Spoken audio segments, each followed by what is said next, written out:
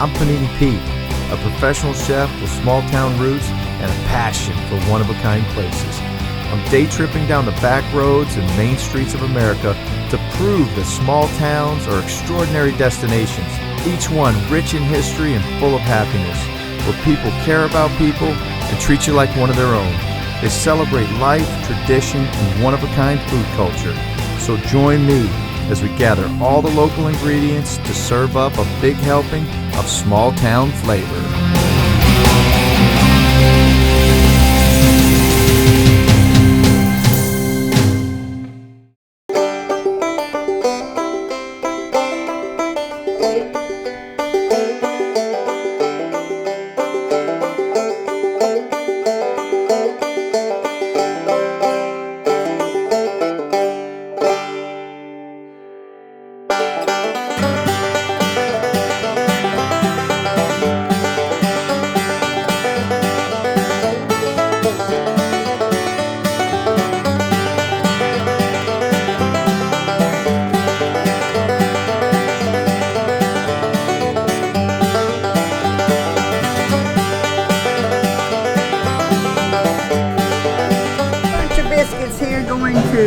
Business over in Mobile, over in Saraland, coming by to pick them up.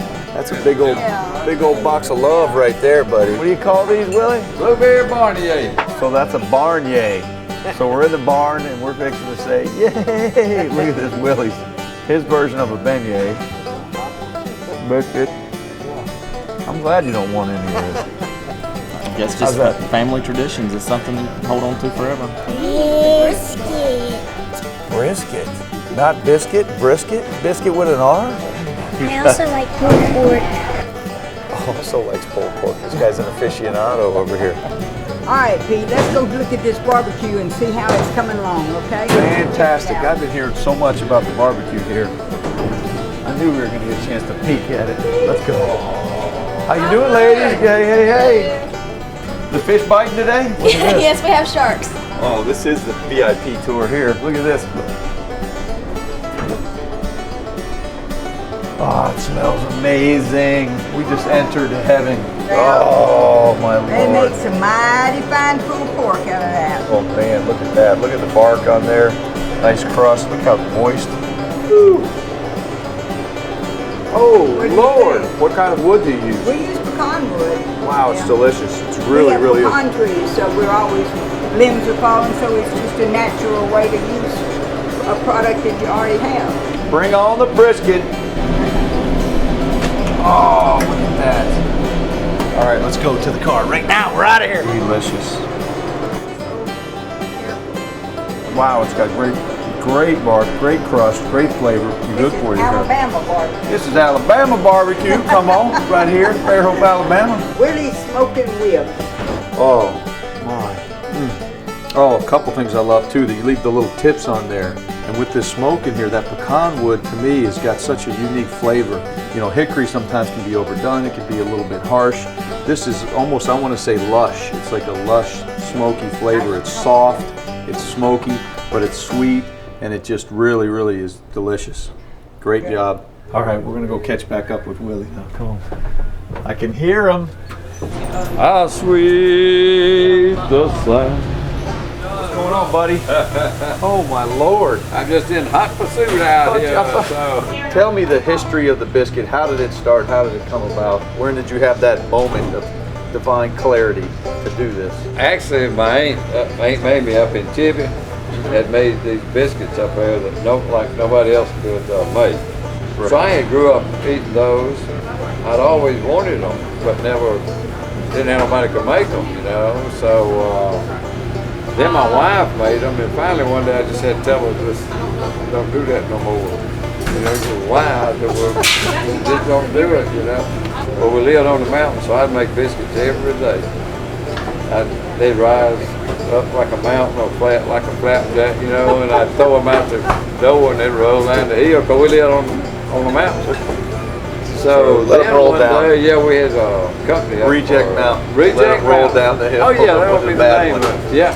This is the Ugly Biscuit. So you got eggs, smoked sausage, smoked sausage, bacon, bacon, pork-a-palooza, So that is the original Ugly Biscuit. Now I do understand where the name Ugly Biscuit came from. Well, that's what everybody Kinda. called it, you know. Look at that, the ugly finally gets tasted. Man, that is fantastic. Nothing ugly about that, buddy. That's all love. This is a hub of the community where people gather for more than just food, for companionship and looks like music too. Well, it's a ministry sort of us, that we knew that when we built the building, that was Right. part of doing it. And we've also had several fundraisers for people who had cancer and so forth that we allowed to use the place and raised. We've been able to help quite a few families. It makes you appreciate it more when you've grown up with basically nothing, and then all of a sudden you are able to reach out and help other people, so you're a lot more willing to do it, I think. So do you want to hear, just before you get a little of my singing? I was, I think that would be nice if we could do that. I'm leaving then. Oh, what a beautiful morning. Oh, what a beautiful day. I got this wonderful feeling. Something wrong? No, I had something in my eye. Go ahead, don't stop. Everything going my way. Man, oh man, that was a great breakfast. Those biscuits were fantastic. They are a little ugly, but they're very delicious. And Willie, that guy's a story in itself. Nancy doing that barbecue, low and slow, that stuff was delicious. The pecan wood just really took it to another level for me. Were you guys ever wondering how pecans are harvested? Right up the road at B&B Pecans, Clarence Bishop and his family are getting ready to bring in the harvest here in Baldwin County. We're going to go over there and hang out and watch them in action. Come on.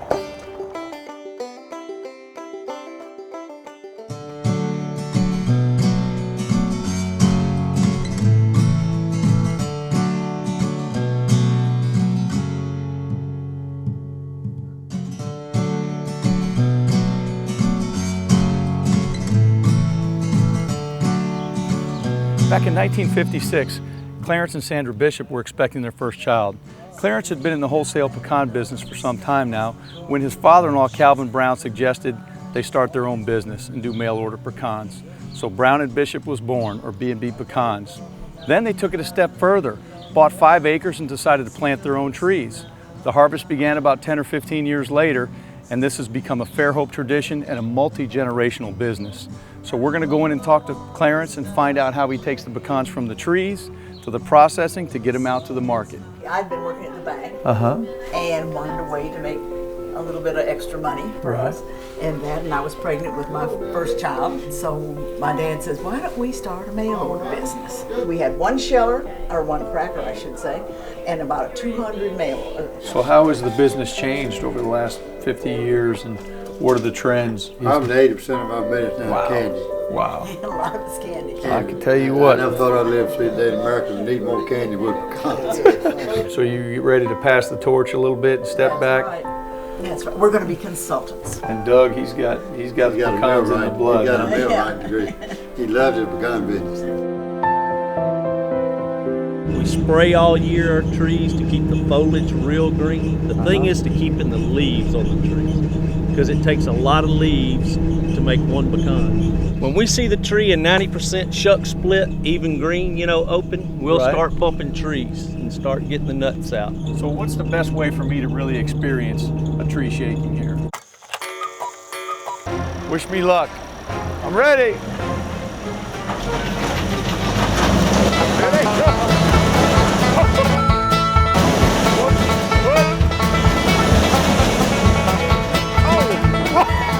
What was that? I think there was a squirrel or a raccoon in that tree. That was not a pecan, something big. All right, so these are the pecans in here. Now how do they get in here? It actually hits it like a golf ball. As it throws the pecan around that barrel, it comes on this carriage chain and falls through this stick removing chain, which is also a sizing chain for pecans. Anything that's big that won't go through there, it'll just drop it off the back. So that's why we got a clean sweep here. Yeah, this is the most aggravating piece of equipment when there's a lot of leaves on the That's ground. why you don't drive this one too much. Well, if I have to tell you the truth, Yes. This thing can make me throw a wrench or two.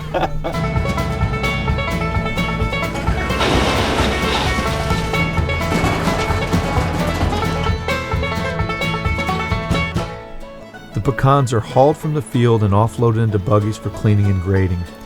During the cleaning and grading process, the pecans move along a conveyor which drops off into a sculling wheel that's designed to dehull the shuck from the pecans. Once the pecans emerge from the dehuller, they move through a wind stage that blows the bad pecans into the reject wagon. The pecans continue along the conveyor belt where they're hand sorted one last time to ensure anything less than a perfect pecan is removed before the good ones are packed into 50-pound bags. Like an I Love Lucy episode over here. Next up, we'll get cracking to see what it takes to get each pecan out of the shell and ready to eat. We'll head back to town to explore an eco-friendly marketplace where it's okay to steal from the garden. We'll meet up with a Fairhope native who brought his big city chef skills back home, and you definitely don't want to miss what he's cooking up in the small town food bar.